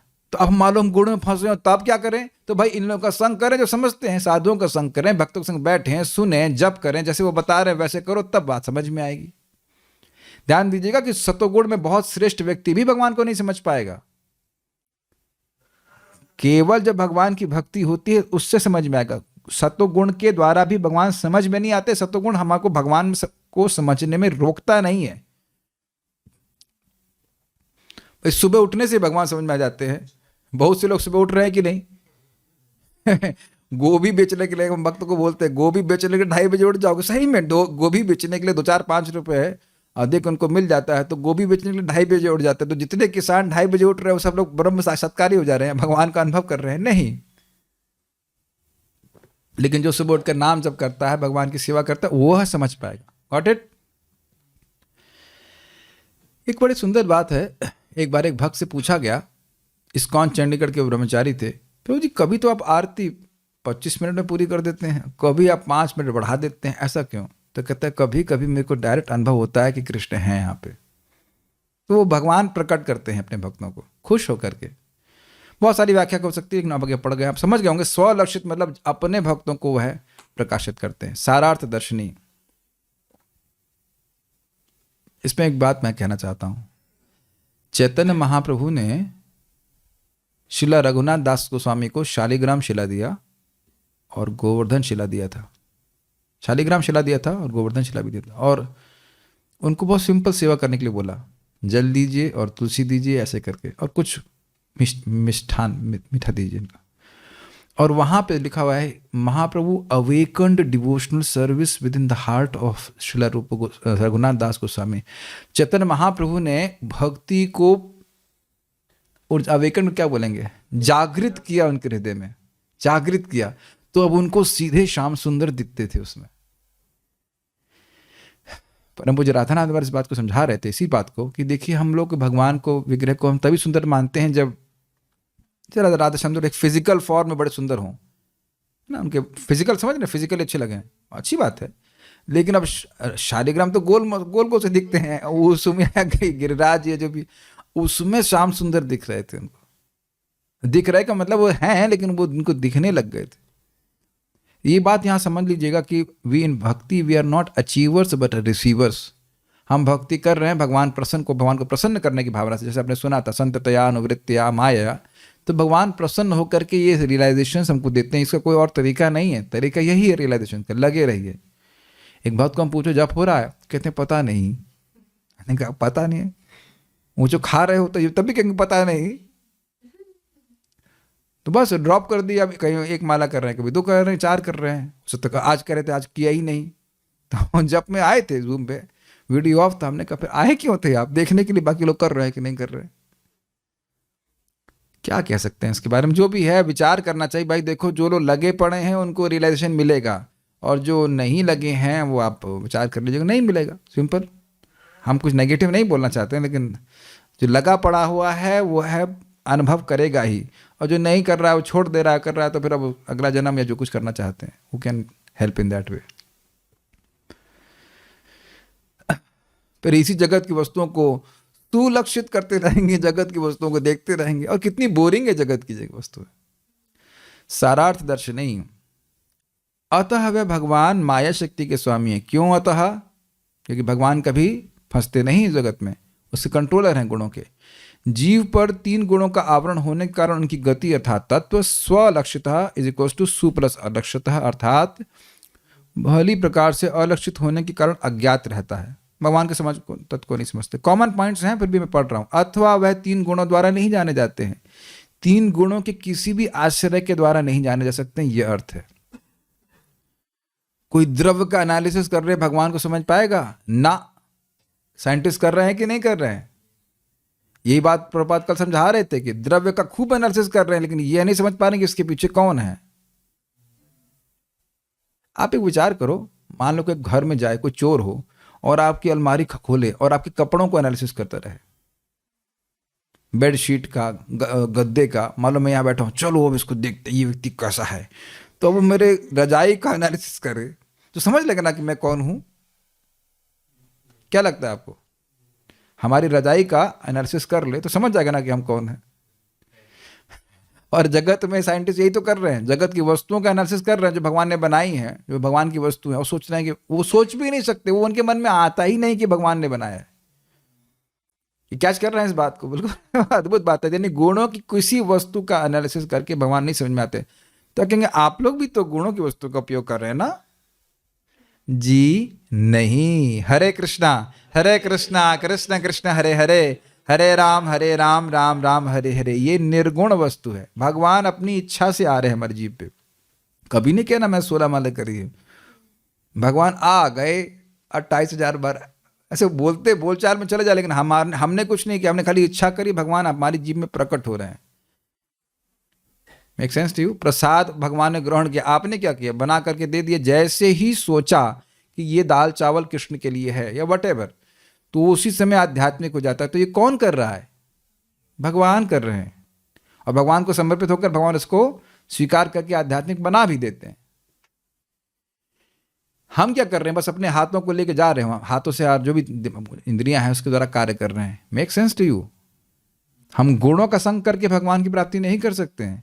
भगवान बोले नहीं कि गीता में तो पढ़ चुके हैं, त्रैगुण्य विषया वेद निस्त्रय गुण्य भवार्जुना निर्द्वंद्व नित्य सत्वस्तो निर्योग क्षमवात्मवान। वाह, स्टूडेंट तो धड़ाधड़ बोल रहे हैं, वेरी गुड। अब आ रहा है समझ में? निस्त्रय गुण, गुणों से हटो तब मुझे समझोगे। गुणों से हटने का एकमात्र तरीका भगवान की भक्ति। खूब सुनना है, खूब सुनना है इसको, ताकि कुछ हम लोग जब कर पाए। परंतु वे अपने ज्ञानी भक्तों द्वारा यानी ज्ञान द्वारा जाने जाते हैं। अब इस पर ज्ञान योग का अभ्यास करवा रहे ना। देखिए ये 9वें अध्याय के 9.2 में देखिए कौन सा श्लोक है, इसमें ज्ञान शब्द आता है। तो वहां पे वो बोल रहे हैं भाई ज्ञान का मतलब क्या होता है? जिसके द्वारा किसी वस्तु का सम्यक ज्ञान हो जाए उसे ज्ञान कहते हैं। जिसके द्वारा ज्ञाता ज्ञेय को जाने उसे ज्ञान कहते हैं। ये क्या है? कैमरा है ना, तो कैमरा हो गया ज्ञेय, आप लोग ज्ञाता, और ये ज्ञान की ये कैमरा है, इसे ज्ञान कहा जाएगा। तो ज्ञेय है भगवान श्री कृष्ण, ज्ञाता है जीव, और ज्ञान जिसके द्वारा भगवान समझ में आ जाए। तो क्या भगवान कहते हैं? भक्ति माम अभिजानाति, तो ज्ञान मतलब भक्ति। समझ में आया कुछ? हाँ, श्री भगवान वाचा इदम दुते गुह्यतमं प्रवक्ष्यामि अनसूय वे ज्ञानम विज्ञान सहितम यज्ञात्व मोक्ष से अशुभात। तो 9.1 में भगवान ज्ञान की बात करते हैं। तो वो ज्ञान जो है भक्ति के बारे में बताया जा रहा है। केवल ब्रह्म ज्ञान से भगवान की अनुभूति नहीं होती, हम लोग पढ़ चुके हैं प्रथम स्कंद में। भक्ति के द्वारा भगवान का ज्ञान होता है, इसलिए ज्ञान मतलब भगवान की भक्ति। तो ज्ञानी मतलब स्व मतलब अपने भक्तों के द्वारा जाने जाते हैं। भक्तों से युक्त, भक्ति से युक्त व्यक्ति भगवान को जान पाता है। सत्वम, इसको उदाहरण कर रहे हैं, सत्वम न चेधातरिदम निजम भवेद विज्ञानम अज्ञानभिधापमार्जनम गुण प्रकाशेर अनुमीयते भवान प्रकाशते यस्य च ये न वा गुणा। हे कारणों के कारण ईश्वर, यदि आपका दिव्य शरीर गुणातीत न होता तो मनुष्य पदार्थ तथा आध्यात्म के अंतर को न समझ पाता। आपकी उपस्थिति से ही आपके दिव्य स्वभाव को जाना जा सकता है, क्योंकि आप प्रकृति के नियंता हैं। आपके दिव्य स्वरूप की उपस्थिति से प्रभावित हुए बिना आपके दिव्य स्वभाव को समझना कठिन है। श्रीमद् भागवत 10.2.35। ये श्लोक क्यों कोट किया गया है?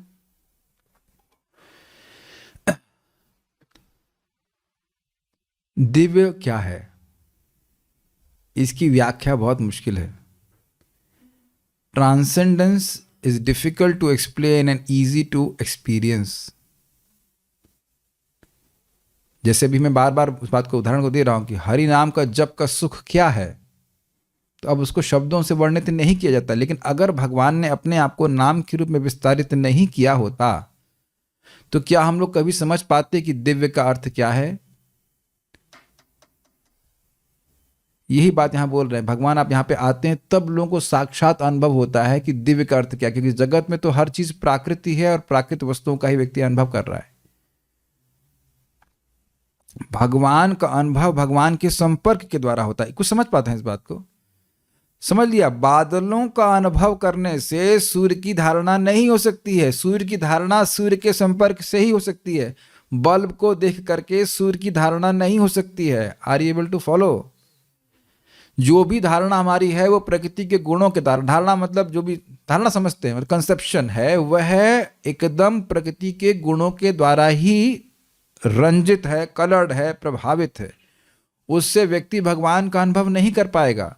इसलिए भगवान का संपर्क होने से भगवान को समझ पाता है। भगवान उसको निर्गुण बनाएंगे धीरे धीरे करके और फिर वो समझ पाएगा। आप समझते ही हो कि भक्ति के द्वारा हम भगवान का संपर्क प्राप्त करते हैं। भागवत सुनना भगवान का संपर्क है। अग्रीड?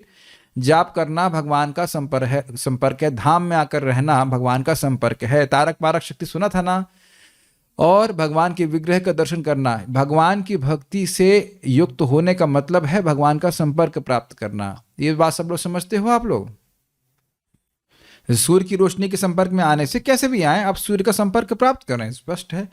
तो सूर्य की तेज, सूर्य की रोशनी तो सूर्य के संपर्क से ही समझ में आएगी। थ्योरी आप कितना भी कर लीजिए, लेकिन आपको समझ में तब आएगा जब सूर्य की बात होगी।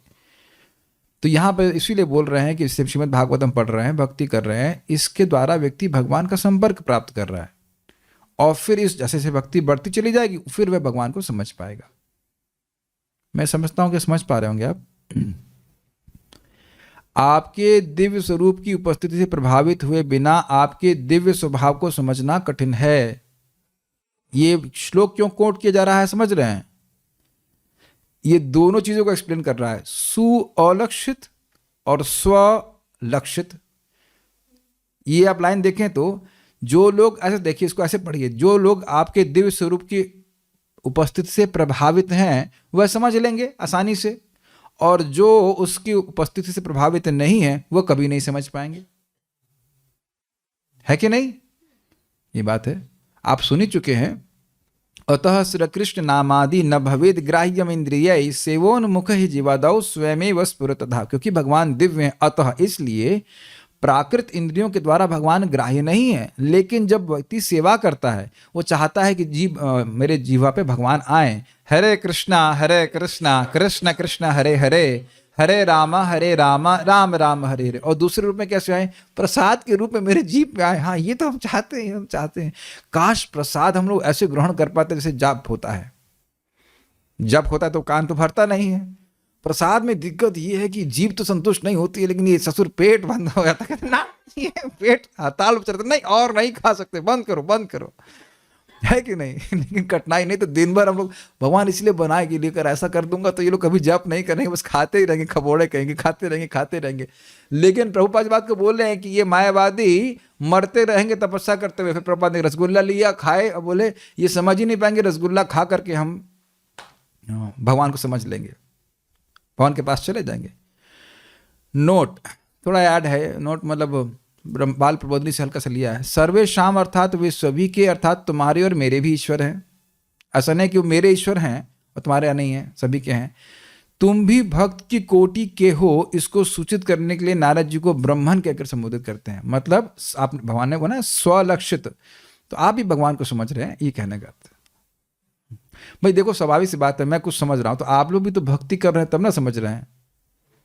अब एकदम से कोई व्यक्ति नया आए तो क्या समझेगा स्वलक्षित और ये क्या, और अधोक्षज, और क्या अधोक्षज का जो अर्थ हम पहली बार तो नहीं सुन रहे हैं, आप लोग सुन ही रहे हैं उसको तो समझ रहे हैं। तो आप लोग समझ रहे हैं ना, भक्त हैं आप लोग, सब कई बार बोलते हैं हम लोग भक्त हैं। तो ब्राह्मण कहने का मतलब ये निर्विशेष वाले ब्राह्मण नहीं है, ये भगवान के भक्त हैं। तात्पर्य भगवद गीता 7.24-25 में भगवान ने ये स्पष्टतः घोषित किया है कि निर्विशेषवादी जो ब्रह्मज्योति रूप भगवान के दिव्य करणों को अधिक महत्व देता है तथा यह निष्कर्ष निकालता है कि परम सत्य वास्तव में निर्विशेष है तथा आवश्यकता पड़ने पर अपना रूप प्रकट करता है, ऐसा निर्विशेषवादी सगुणवादी से कम बुद्धिमान होता है, चाहे वे वेदांत के अध्ययन में कितना ही क्यों न लगा रहे। बहुत सुंदर बात है। कितना भी तुम सत्वगुण का अनुशीलन कर लो, बड़े वेदांती हो, तपस्या कर रहे हो, लेकिन कंक्लूजन क्या निकल के आया कि ब्रह्म से कृष्ण आए, हो गया ना उल्टा बात। भगवान की गति, भगवान के तत्व को नहीं समझे, जबकि गीता में स्पष्ट लिखा है ब्रह्मणो ही प्रतिष्ठा अहम, ब्रह्म की प्रतिष्ठा, ब्रह्म का आधार मैं हूं, लेकिन उसको समझ में नहीं आया। तो क्यों समझ में नहीं आया? क्योंकि समझावट देने वाला ये समझावट देना नहीं चाहता, भगवान नहीं देना चाहते। तो फिर प्रश्न होगा कि क्यों नहीं देना चाहते? क्योंकि वो समझना नहीं चाहता, इसलिए वो उल्टी समझावट देते हैं। क्योंकि वो ये मानना चाहता है कि ब्रह्म से सब कुछ आया है, तो भगवान कहते थे ऐसे ऐसे समझो, तो ऐसे समझो। वही गीता पढ़ेगा, लेकिन वो यही समझेगा कि ना। अब देखो क्या बोलते हैं इसे, एग्जाम्पल यही श्लोक को देखो, ब्रह्मणो ही प्रतिष्ठाहम, तो बड़ा अर्थ स्पष्ट है, मैं ब्रह्म की प्रतिष्ठा हूं। अब मायावादी एक्सप्लेनेशन देखो, ब्रह्मणो ही प्रतिष्ठा अहम, कौन पहले आया? ब्रह्म पहले आया। देख रहे हैं, जो संस्कृत नहीं जाएगा, संस्कृत नहीं जाना है, घुमा देगा उसको। ब्रह्मणो प्रतिष्ठा ही, मेरी प्रतिष्ठा ब्रह्म है। अब देख रहा एकदम ऐसे ही मुख से आएगा, ये क्या बोल रहा है, ये तो बात हजम नहीं हुई। अब जो संस्कृत नहीं जाना है वो तो कुछ भी हाँ गुरु जी सही बोल रहे, देखो बिल्कुल गीता से बोल रहे हैं, ब्रह्मणो ही प्रतिष्ठा, मेरी प्रतिष्ठा ब्रह्म है। ये अर्थ है नहीं भैया, गलत मत सुन लेना, इसकी क्लिप नहीं बना देना कि मैं मायावाद का प्रचार कर रहा हूं, ये नहीं बोल रहा हूं। गलत कैसे बोलते हैं मैं ये व्याख्या कर रहा हूं। देखिए ये क्यों मूर्खता है। क्या कभी कोई शक्तिमान शक्ति से आया है? मैं कहूं कि ये करंट से बिजली का घर आया है। कहेंगे आपका दिमाग खराब है, इलेक्ट्रिकल इंजीनियरिंग नहीं पढ़े हैं क्या? कहाँ के बीटेक किए? नंबर कितने आए आपके इलेक्ट्रिकल इंजीनियरिंग? कोई गधा भी मान जाएगा इस बात को, और गधा तो नहीं समझा सकते, लेकिन कोई एकदम गांव का व्यक्ति भी, गांव का गधा नहीं बोल रहा मैं, खाली बोल रहा हूं कि बिल्कुल अनपढ़ व्यक्ति भी नहीं मानेगा कि ये करंट से बिजली का घर आया है। आसानी से समझ लेगा कि बिजली के घर से करंट आया है, सिंपल सी बात है, इज इट नॉट? अब इन लोगों को अजीब सी थ्योरी है। और आप मानिए मेरी बात, जो गीता भागवत नहीं पढ़ता ना, उसको बस फोटो बना बना कर दिखा देंगे, ये लाइट है, आप लोगों को ये लाइट है, इसी से तीनों निकले हैं ब्रह्मा विष्णु महेश। आप लोगों ने कभी देखी है सब लाइटें? और उनसे पूछो कि ये लाइट तेरे दिमाग में क्यों नहीं चल रही है तेरा दिमाग में अंधकार क्यों है? कहीं लाइट से कुछ आता है बताइए? आता है, हमने सुन चुके हैं, लेकिन ब्रह्मज्योति के पीछे भगवान है। हमने सुना ना ब्रह्मज्योति से जगत आता है, ठीक है वो सब कुछ है, लेकिन ब्रह्मज्योति के पीछे भगवान है। तो शक्ति से शक्तिमान नहीं आता है। आपने सुना था ना ब्रह्मज्योति से प्रकाश आता है, सब कुछ आता है, लेकिन उसके पीछे भगवान है। भगवान ने दृष्टिपात नहीं किया, वो सब चीजों को बिल्कुल नहीं जानते एकदम। आप ऐसे सोचो, अभी हम लोग निर्विशेषवाद संप्रदाय में, अब कुछ नहीं पता ना महाविष्णु कौन कौन किस पे दृष्टिपात किया, वहां हमारी दृष्टि ही नहीं जाएगी, सुना ही नहीं है परंपरा में, बस वही लाइट लाइट दिखती रहेगी उनको, और इस प्रकार से उनका जीवन अंधकार में बीत जाएगा। रूपा जी समझाते हैं उसको दशम स्कंद में, ऐसे लोग पेड़ की योनि प्राप्त करते हैं। मायावादी कृष्णेर अपराधी, तो ये बहुत बड़ी दिक्कत है। इस पे एक थोड़ी मजाक की बात है। एक व्यक्ति पूछ रहा है, प्रभु जी ये हम लोग बोलते हैं निर्विशेष शून्यवादी पाश्चात्य देश तारण है। तो एक भक्त ने पूछा, प्रभु जी ये निर्विशेषवाद तो ठीक है, ये निर्विशेष शून्यवाद क्या है? अरे भाई निर्विशेष शून्यवाद नहीं है, निर्विशेषवाद एक अलग है और शून्यवाद अलग है। वो सोचते निर्विशेष शून्यवादी, वहां पे निर्विशेषवादी शून्यवादी नहीं बोला गया है प्रभुपाद जी की प्रणति में। तो बोले निर्विशेष शून्यवाद क्या होता है? निर्विशेषवाद थोड़ा अलग है, शून्यवाद अलग है। अलग नहीं हुआ कि ऐसे नाक पकड़ी है, जिसने ऐसे नाक करके पकड़ी है। तो कहे कि भाई शून्यवाद क्या बोल रहा है? सब कुछ शून्य से आया, शून्य में लीन हो जाएगा और इनकी फिलॉसफी इसी प्रकार से शून्य में लीन हो जाए तो अच्छा रहेगा। और निर्विशेषवाद भी कहते हैं ना शून्य नहीं है, निराकार है। तो शून्य का मतलब क्या होता है? निराकार होता है कि नहीं? और प्रभुपाद जी की जगह अन्यत्र कहते हैं हम लोग भी शून्यवादी हैं। हम लोग शून्यवादी कैसे हैं? अन्याभिलाषिता शून्य। भगवान की सेवा को, भगवान को सुखी करने के अलावा और कोई इच्छा हम नहीं करना चाहते, but these are all for vinod purpose. तो अब ऐसा व्यक्ति बुद्धिमान है, बुद्धिमान होता तो भगवान को समझ लेता ना, लेकिन भगवान इतनी सी बात नहीं समझ में आ रहा कि शक्तिमान शक्ति से नहीं आता है। अब इसको मैं नोट दे रहा हूँ, प्रभुपाद जी ने जो कोट किया बहुत सुंदर श्लोक है। क्या बोलते हैं गधे? भगवान इस बात को बोलते हैं, हम गधा नहीं बोल रहे, प्लीज प्लीज कोई कोर्ट केस नहीं करेगा, भगवान ही बोल रहे हैं। अव्यक्तम व्यक्तिमापन्नम मन्यते माम अबुद्धया, माम हलंत प्लस अबुद्धया, माम बुद्धया नहीं लिखा हुआ है, माम में आदमी हलंत है, हलंत प्लस अबुद्धया, देख लीजिएगा, अबुद्धया परम भावम जानन्तु ममा अव्ययम अनुत्तमम अव्यक्तम व्यक्तिम आपन्नम। मैं पहले अव्यक्त था और अब व्यक्तित्व को प्राप्त हुआ, व्यक्तिम आपन्नम प्रस्तुत हो गया, मैंने स्वीकार किया है। मन्यन्ते मानते हैं, बहुवचन में ऐसे गधे घूम रहे हैं। माम अबुद्धया, मेरे बारे में लोग ऐसा जो उनके पास बुद्धि है ही नहीं, ये भी नहीं बोल रहे हैं कि थोड़ी बुद्धि, अल्प बुद्धि नहीं बोल रहे हैं। अबुद्धि का अर्थ क्या होता है? बुद्धि है ही नहीं, शून्य है, बुद्धि शून्य हो गई है, इसलिए कह रहे हैं कि अव्यक्तम, एकदम स्पष्ट अव्यक्त मतलब निर्विशेष, जीरो, जो भी कह रही उससे व्यक्ति मापन्न, मैं व्यक्तित्व को प्राप्त हुआ हूं कि भगवान ब्रह्मज्योति से आए हैं। इस भगवान के पीछे सबसे बड़ा सबसे बड़ा अपराध देखो, बाकी चाहे कितना हो पापी हो, बस ये अपराध ना करे तो भगवान बड़ा प्रेम करते हैं उस व्यक्ति से। समझने का प्रयास कीजिएगा, चाहे कितना भी पापी हो, कुछ भी हो, भगवान कोई व्यक्ति मान रहा है तो भगवान उसको स्वीकार कर लेते हैं। ये महाप्रभु के शब्द हैं कि प्रकाशानंद सरस्वती के 60,000 सन्यासी शिष्य थे, लेकिन इतना महाप्रभु गुस्सा होना कह रहे हैं, ये मेरे सुंदर स्वरूप को खंडित कर रहा है कि मेरे हाथ नहीं, मेरे पाँव नहीं, और इसको मैंने कोड़ दिया है, फिर भी समझ नहीं पा रहा है। सब शब्द है महाप्रभु इस प्रकार से बोल रहे हैं, बहुत दांत पीस के बोल रहे हैं। तो इस प्रकार से समझना चाहिए। भगवान भी हाथ दिखे रहे हैं, गुस्सा दिखा रहे हैं कि नहीं, अबुद्ध या बेवकूफ कहीं के, तुमको पता नहीं कि अव्यक्त से, निराकार से कोई साकार नहीं आ सकता? आता है कभी? बताइए, क्या ये कैमरा निराकार से आया है? इसका प्राइस तो निराकार नहीं था। बताइए, ये लैपटॉप निराकार से आया क्या? बल्कि आप जानेंगे कि इस साकार व्यक्ति का एक निराकार पहलू है। जैसे प्राइम मिनिस्टर है ना हमारे यहाँ पे, और प्राइम मिनिस्टर का जो आदेश है वह निराकार पहलू है, मानते हैं आप? नहीं, प्राइम मिनिस्टर ने ऐसा आज्ञा बनाई है कि वो हमको सबको अंदर रहना है कोविड के समय में, तो आप देख रहे हैं उसका एक निराकार पहलू। Do you follow? यस।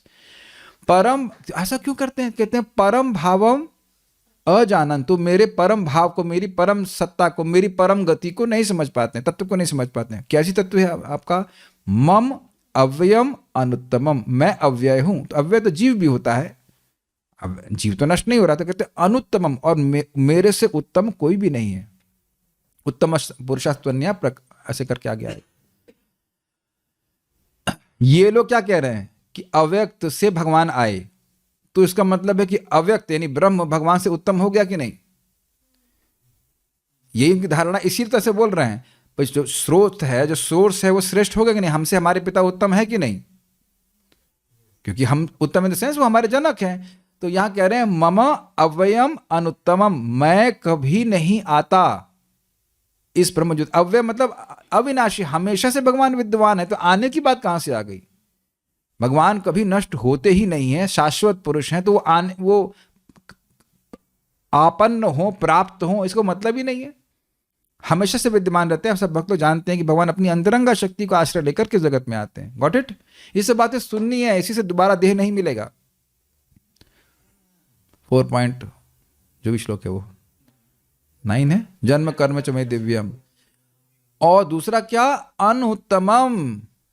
अनुत्तमम मतलब भगवान से श्रेष्ठ कुछ नहीं है। ब्रह्म जेते भी भगवान से श्रेष्ठ नहीं है, ब्रह्मा जी भी भगवान से श्रेष्ठ नहीं है। Is it all okay? ये सब नहीं जानने के कारण ऐसा होता है। सब कुछ लोग समझ में आ रहा है? नेक्स्ट वाला क्या बोलते हैं? तो मान लो कोई कहे, इसका अनुवाद पढ़ लेता हूं।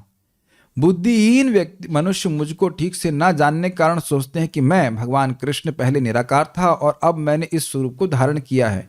वे अपने अल्प ज्ञान के कारण मेरे अविनाशी तथा सर्वोच्च प्रकृति को नहीं जान पाते। स्पष्ट समझ में आ रहा है? ये सब लोग नोट कर लेंगे जो लोग कभी मिलते हैं लोगों को, तो 7.24 चेप दीजिएगा। चेपना मतलब चुपका दीजिएगा। ये देखो गीता में लिखा हुआ है, क्या बोलते हो तुम, निराकार से भगवान आए। तो कोई प्रश्न करे तो भाई उनको नहीं समझ में आ रहा तो आप ही समझवा दीजिए। आप समझा दीजिए ना। उनके हृदय में बैठे कहते हैं नहीं मैं नहीं समझ जाऊंगा, मैं नहीं समझने दूंगा। है कि नहीं? बड़ा सुंदर लिंक है कि आप वही नहीं समझ पा रहे हैं, बेचारा अज्ञान में है, तो आप ही समझा दीजिए। आप तो हृदय में बैठे हैं तो कहते नहीं, ना हम प्रकाशः सर्वस्य योगमाया समावृतः मूढ़ोऽयं नाभिजानाति लोको मामजम् अव्ययम्।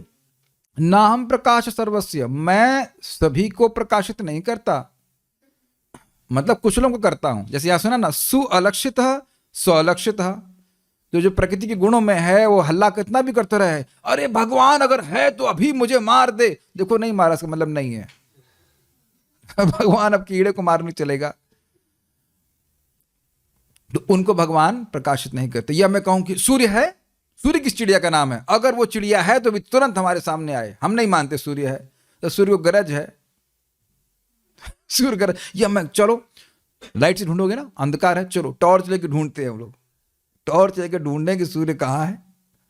टॉर्च से मिल जाएगा ना, आपको बाहर कुछ ढूंढेंगे सब मिल जाएगा, लेकिन सूर्य नहीं मिलेगा। काफी इंटरेस्टिंग बात है ना, ये मैंने कभी बोला नहीं, वेरी इंटरेस्टिंग पॉइंट ना। टॉर्च लेकर ढूंढेंगे तो चाबी मिल जाएगी लेकिन जो प्रकाश, जिसके पास कोई प्रकाश नहीं है वो मिल जाएगा, लेकिन जिसके पास सारा प्रकाश है वो नहीं मिलेगा। उसके लिए तो आपको सुबह तक सुबह उठना पड़ेगा, देखना पड़ेगा।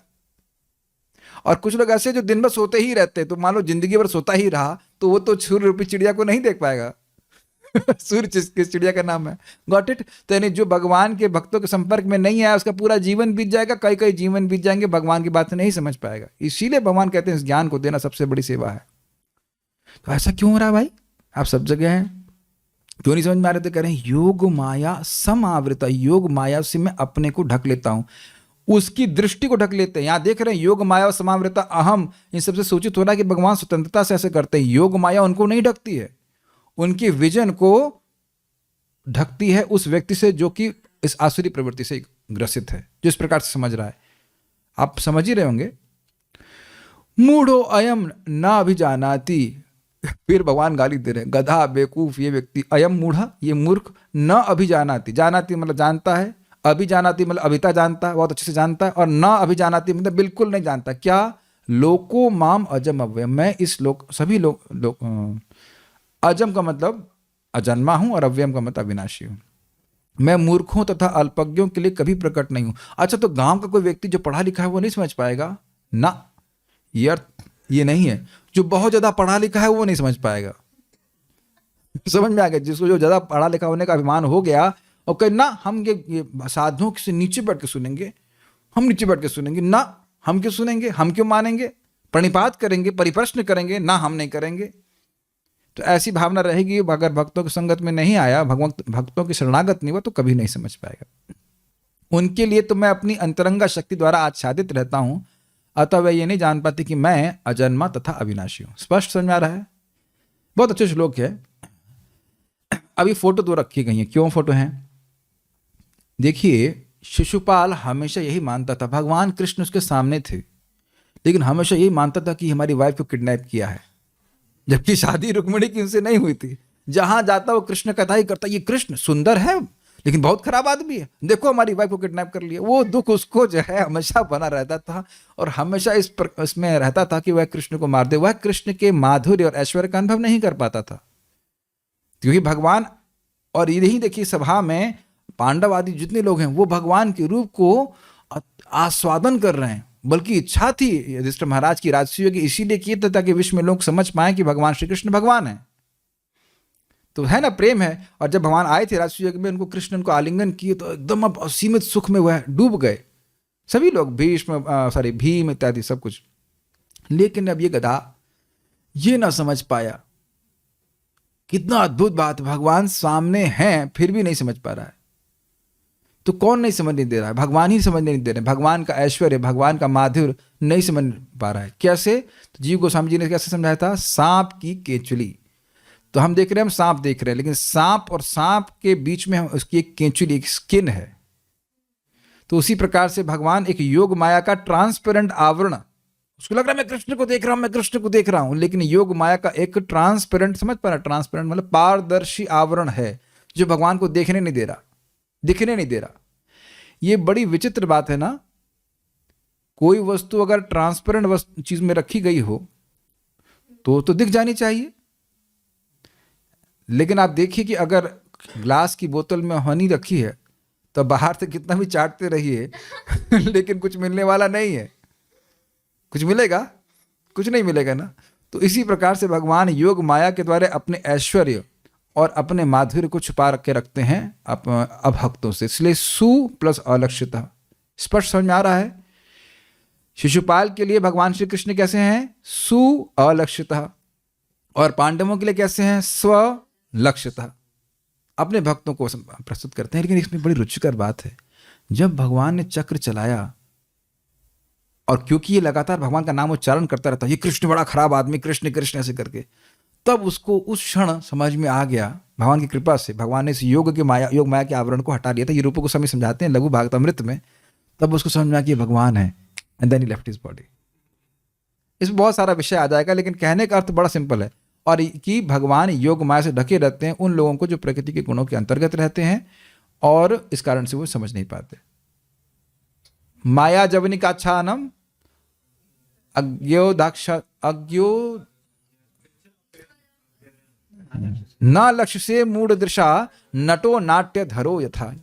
माया जवनिकाच्छानम अज्ञाधोक्षजम अव्ययम न लक्ष्य से मूढ़ दृशा नटो नाट्य धरो यथा। इसकी व्याख्या नहीं कर रहा हूं, रसिक भक्त यहाँ पे सब बैठे उसका आस्वादन कर लेंगे। तथ्य तो यह है कि ऐसा निर्विशेषवादी उपर्युक्त गुणों से आच्छादित रहता है। उपर्युक्त मतलब वही जो बोले गए हैं 3 गुणों से शब्द रहता है, अतएव वह भगवान तक पहुंचने में असमर्थ रहता है। सुअलक्षित, भगवान प्रत्येक व्यक्ति के लिए सुगम्य नहीं है क्योंकि वे अपनी योग माया शक्ति से आवृत रहते हैं, लेकिन इससे यह त्रुटिपूर्ण निष्कर्ष नहीं निकालना चाहिए कि भगवान मूलतः अव्यक्त थे और अब मनुष्य रूप में प्रकट हुए। अरे आपको समझ में नहीं आ रहा है, इसका मतलब ये नहीं है कि वो वस्तु उस प्रकार से ही है। ठीक है, महाराज कई बार बोलते हैं अरे भाई भक्तों का साधुओं का संग करना चाहिए। अब आम बोलने से आम आ जाएगा क्या इस प्रकार से? तुम लोग राम राम कर रहे हो, कैसे होता ना होता है? हाँ, आम बोलने से आम नहीं आता है, लेकिन राम बोलने से सीधे राम का संपर्क प्राप्त होता है। तो यह भगवान के भक्तों के जब सुन करके, जप करके, भक्ति करके तब व्यक्ति को अनुभव होगा। Make sense? भगवान की रूपहीन होने की यह भ्रांत धारणा भगवान के योग माया आवरण के कारण है, और जब बद्धजीव भगवान की शरण में जाता है तो परम इच्छा से ही यह दूर हो सकता है। स्पष्ट समझ में आ गया क्या सूत्र है? जो स्व हैं, जो भगवान के अपने हैं, उनकी शरण में, उनके पड़े हुए, धाम में पड़े हुए, नाम की शरण में पड़े हुए, जप कर रहे हैं, भक्ति कर रहे हैं, उनको ये बात समझ में आती है। आप लोग देखेंगे कितना आसान है समझना कि भगवान से ब्रह्म ज्योति आती है।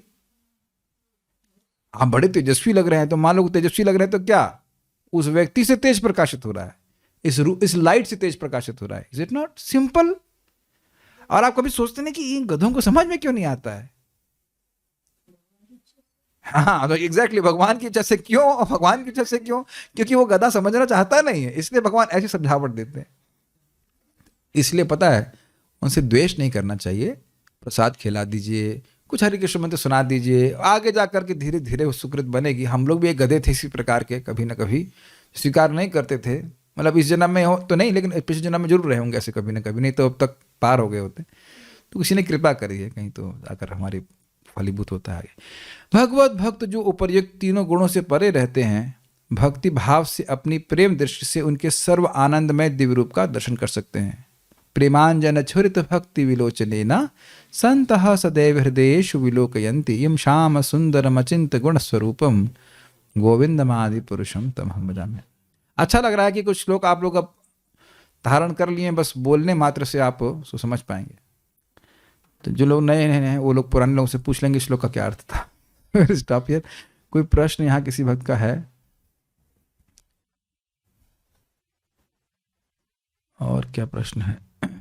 ब्रह्मा जी यदि फर्स्ट पोजीशन पर हैं तो शिव जी की महादेव क्यों कहते हैं? पहली बात तो फर्स्ट पोजीशन पर भगवान कृष्ण हैं। एक बात। दूसरी बात क्या है कि देखिए, ब्रह्मा जी जीव तत्व हैं और भगवान शिव जो है वो जीव, भगवान और जीव के बीच वाली स्थिति है, वो तत्व ही अलग है। लेकिन महादेव जी उनसे प्रकट होते हैं, इनके बेटे हैं इस जगत में, इस प्रकार से कहा जाता है। कलयुग का बद्धजीव निर्गुण हो सकता है क्या? कलयुग का बद्धजीव निर्गुण हो सकता है, जी हाँ। कली दोष निधे राजन अस्ति एक महान गुणा कीर्तनाद विव कृष्णस्य मुक्त संग परम व्रजेत। कलयुग दोषों की खान है, लेकिन उसका एक बहुत बड़ा गुण है। क्या गुण है? कि जो व्यक्ति कृष्ण का कीर्तन करता है, कृष्ण की कथा बोलता है, कृष्ण का नाम उच्चारण करता है, तो मुक्त संगा, इन सभी गुणों से मुक्त होकर के, प्रभाव से मुक्त होकर के भगवान के धाम को चला जा सकता है। भक्ति करने से, कलयुग की बात नहीं, भक्ति करने से ही, कभी भी व्यक्ति भक्ति करता है, अव्यभिचारिणी भक्ति करता है, तो गुणों के प्रभाव से मुक्त हो जाता है।